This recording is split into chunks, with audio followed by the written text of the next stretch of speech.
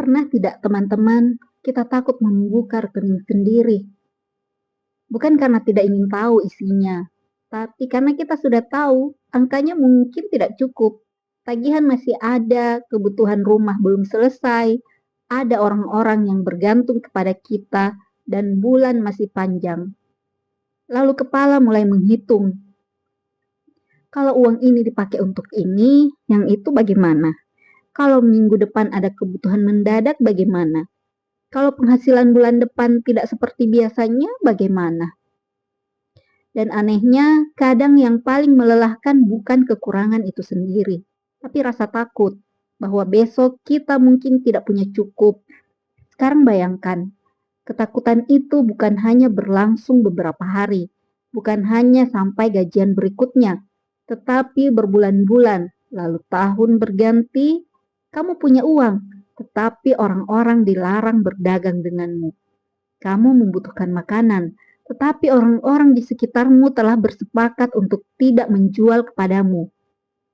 Keluargamu membutuhkan bantuan, tetapi berhubungan dengan keluargamu dianggap pelanggaran. Bahkan menikah dengan keluargamu pun dilarang. Dan semua itu dilakukan untuk satu tujuan, agar keluargamu menyerahkan orang yang paling mereka lindungi. Orang itu adalah Rasulullah Shallallahu Alaihi Wasallam. Assalamualaikum warahmatullahi wabarakatuh. Alhamdulillah, segala puji bagi Allah yang masih memberikan kita kesempatan untuk kembali bertemu dan kembali berjalan bersama menyusuri sirah Rasulullah Shallallahu Alaihi Wasallam. Salawat serta salam semoga senantiasa tercurah kepada Nabi Muhammad Shallallahu Alaihi Wasallam, kepada keluarga beliau, para sahabat beliau, dan orang-orang yang mengikuti jalan beliau hingga akhir zaman. Amin. Teman-teman, kali ini kita akan masuk ke salah satu masa yang menurut saya sangat berat dalam perjalanan dakwah Rasulullah Shallallahu Alaihi Wasallam di Makkah. Bukan sebuah peperangan. Tidak ada dua pasukan yang berhadapan. Tidak ada pedang yang beradu. Tetapi justru karena itulah kisah ini terasa begitu dekat. Karena senjata yang digunakan kali ini adalah sesuatu yang sampai hari ini masih bisa membuat manusia takut. Makanan, uang, hubungan sosial, dan kebutuhan hidup sehari-hari. Sebelum pemboikotan itu terjadi, dakwah Rasulullah Shallallahu Alaihi Wasallam terus berjalan. Tekanan Quraisy juga terus meningkat. Mereka sudah mencoba berbagai cara.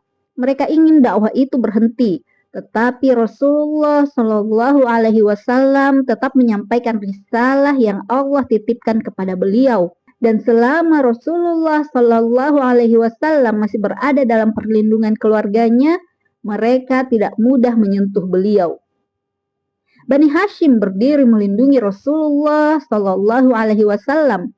Bahkan di antara mereka ada yang belum memeluk Islam. Tetapi ikatan kabilah membuat mereka tidak bersedia menyerahkan salah satu anggota keluarga mereka begitu saja. Dan bagi Quraisy itu menjadi masalah. Karena selama keluarga Rasulullah Shallallahu Alaihi Wasallam tetap melindungi beliau, mereka tidak mendapatkan apa yang mereka inginkan. Maka dibuatlah sebuah keputusan. Bukan hanya Rasulullah Shallallahu Alaihi Wasallam yang akan ditekan, keluarganya juga. Bani Hashim dan Bani Al-Muttalib akan diputus dari kehidupan sosial dan ekonomi masyarakat.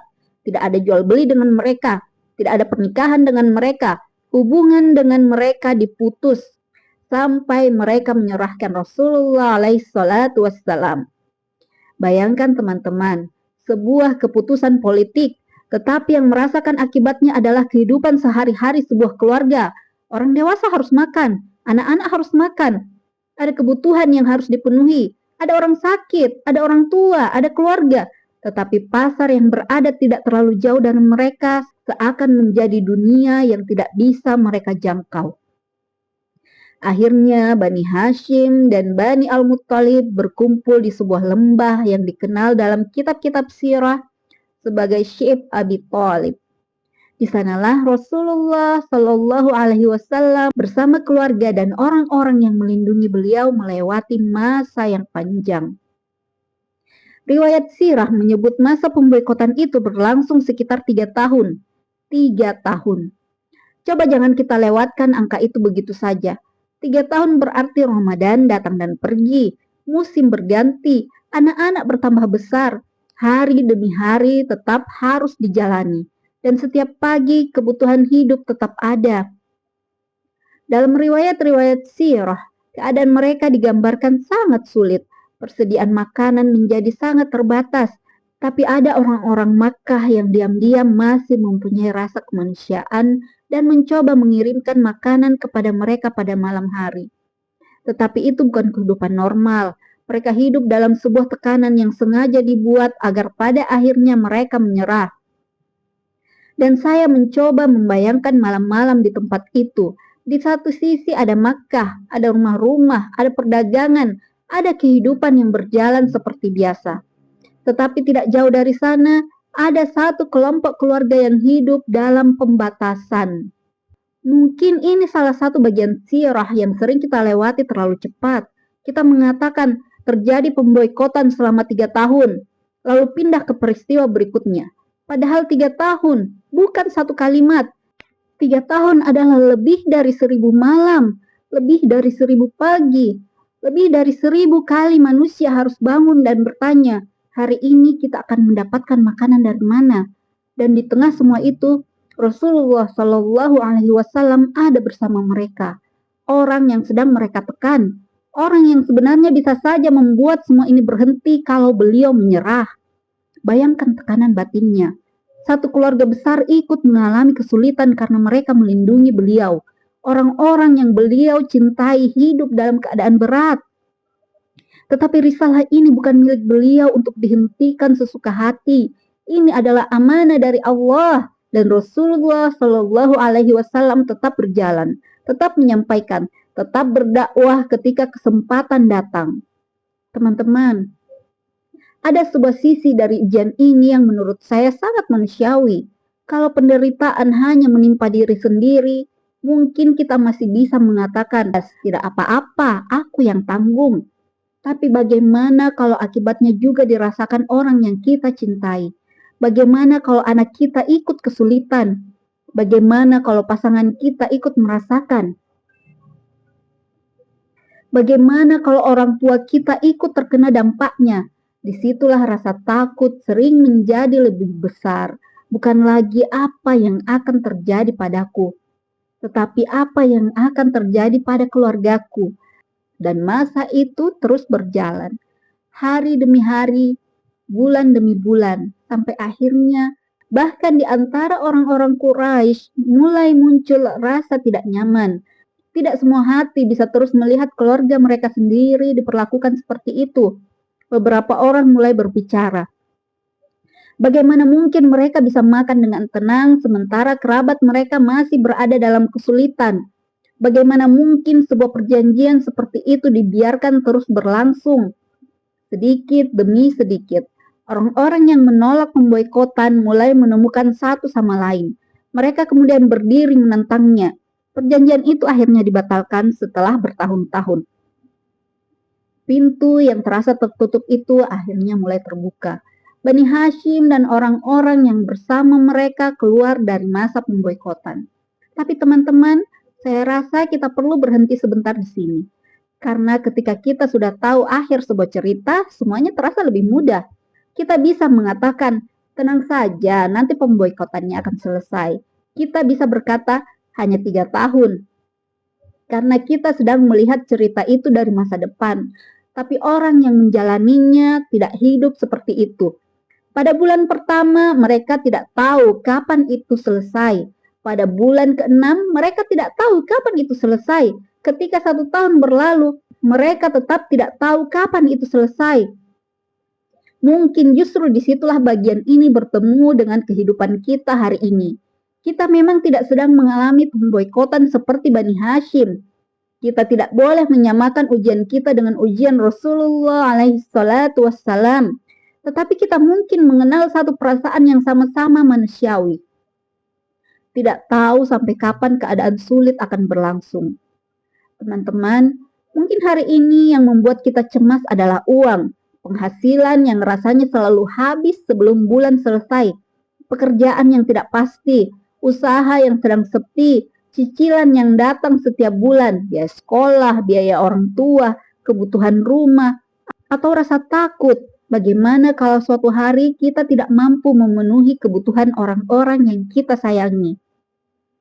Kadang kita bahkan belum benar-benar kekurangan hari ini, tetapi kepala sudah hidup di bulan depan. Kalau nanti uangnya tidak cukup bagaimana?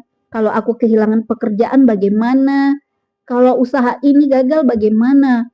Kalau ada kebutuhan mendadak bagaimana? Satu kemungkinan, lalu kemungkinan berikutnya. Kemudian satu malam habis, hanya untuk memikirkan sesuatu yang bahkan belum terjadi. Saya juga masih belajar tentang bagian ini, karena ternyata ada perbedaan antara menyiapkan masa depan dan hidup ketakutan di dalam masa depan. Kita memang perlu menghitung, kita perlu bekerja, kita perlu menyiapkan, kita perlu ikhtiar. Tapi ada titik ketika semua yang bisa kita lakukan sudah kita lakukan, dan kepala tetap memaksa kita mencari kepastian yang memang belum kita punya. Mungkin saat itulah kita perlu berhenti sebentar. Bukan menyerah, bukan berhenti berusaha, hanya memberi sedikit ruang agar hati kita bisa bernapas.